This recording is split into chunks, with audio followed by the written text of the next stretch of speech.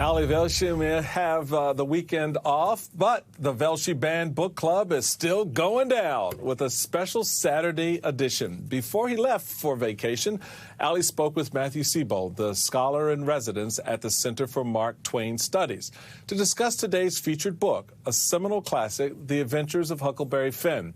Ali and Matthew will dig into the literature and the controversy surrounding the book, which was originally published in 1884. So get out your copies because today's meeting of the VELSHI Band Book Club is officially underway. It's not hyperbolic to say that the vast majority of American students have seen The Adventures of Huckleberry Finn listed as assigned reading. Huck Finn, as it's colloquially known, is more ubiquitous than even To Kill a Mockingbird or Beloved, as the controversy surrounding it. Classrooms from New Jersey to Alabama have debated the merits of a book that honestly explores and satirizes the antebellum American South, but utilizes a brutal and deeply offensive slur to do so. Now, the VELSHI Band Book Club is going to do the same thing. Now, if you haven't read The Adventures of Huckleberry Finn since Honors English in 10th grade, I'm going to refresh your memory. The titular character, Huckleberry Finn, is grappling to adapt to life with a new guardian, the traditional and conservative Widow Douglas, as well as some newfound wealth. One day, Huck's deeply abusive and alcoholic father returns for his son and his son's money. When Huck cannot take his father's maltreatment any longer, he hatches a plan to escape, retreating to an island also inhabited by Jim, an enslaved man on the run. The two ultimately stick together despite facing a number of immoral characters and surprising obstacles.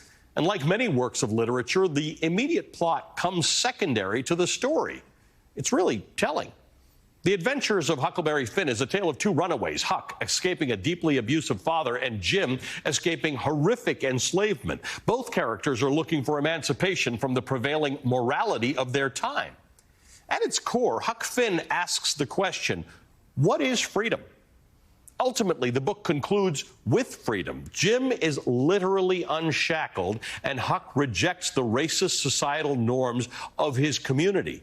He learns from Jim's unyielding moral fortitude. Huck's internal struggle between his conscience and his acceptance of slavery as taught by adults, society, and even religion is keenly representative of the nation's struggle with race at that time. In many ways, it rings true even now. Huck Finn has faced equal parts celebration and ardent calls for ban since its publication 137 years ago.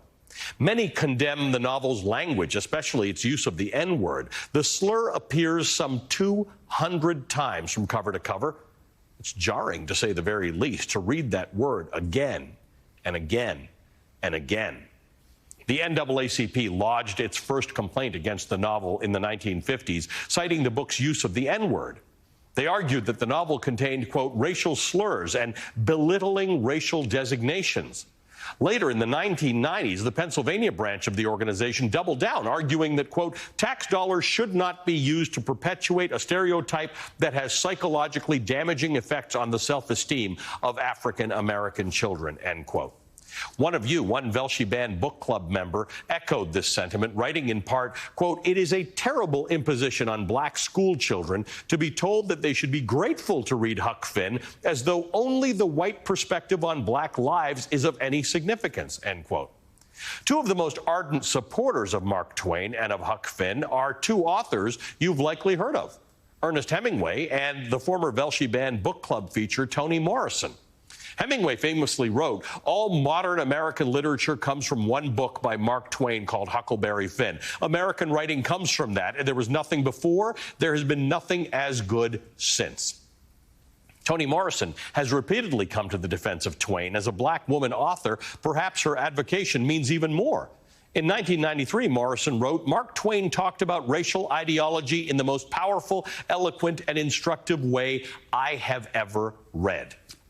Right after the break, we're going to continue to discuss the controversial but crucial Huckleberry Finn with Matt Siebold, the scholar in residence at the Center for Mark Twain Studies.